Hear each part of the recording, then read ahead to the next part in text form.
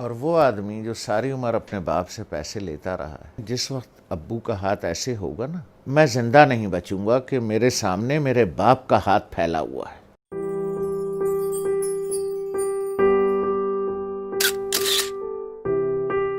تو ہم امی کے کمرے میں بیٹھے تھے، وہ اپنے سامنے بیٹھی ہوئی تھیں۔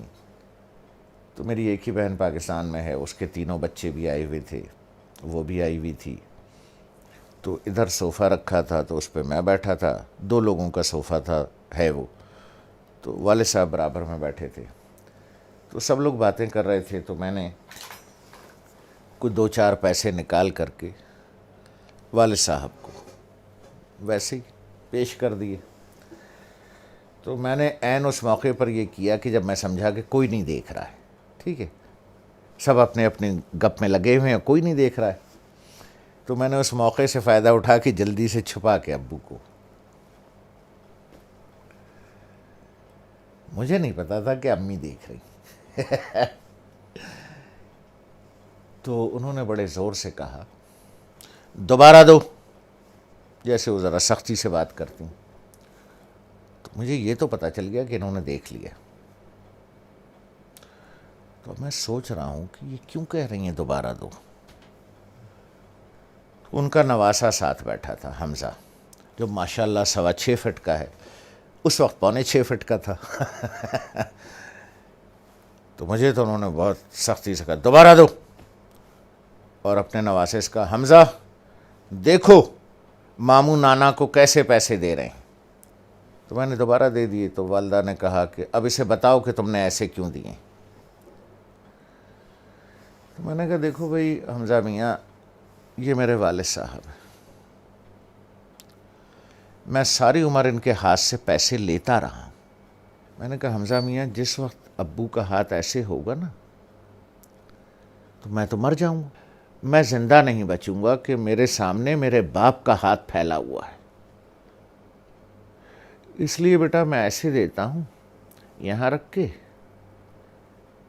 کہ والد صاحب یہاں سے اٹھا لیں، انہیں میرے سامنے ہاتھ نہ پھیلانا پڑے۔ جس طرح سے پرانے وقتوں میں بادشاہوں کو نظر اور نیاز دی جاتی تھی نا، یوں کر کے، اور بادشاہ اگر قبول کر لے، اٹھا لے، تو وہ نیاز قبول ہو جاتی تھی۔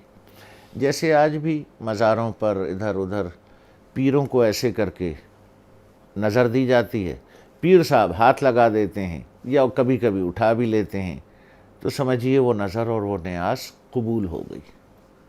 تو اس لیے میں ایسے کر کے نظر پیش کرتا ہوں، چھپا کے کہ کوئی دیکھ نہ لے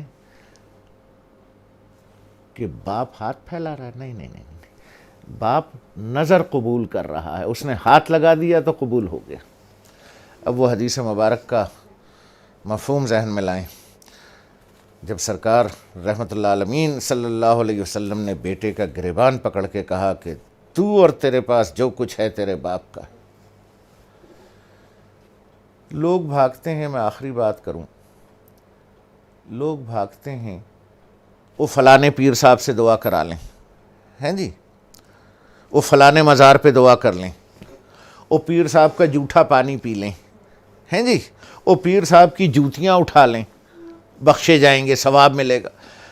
ارے یار، 2 عدد پیر تمہارے گھر میں بیٹھے ہیں،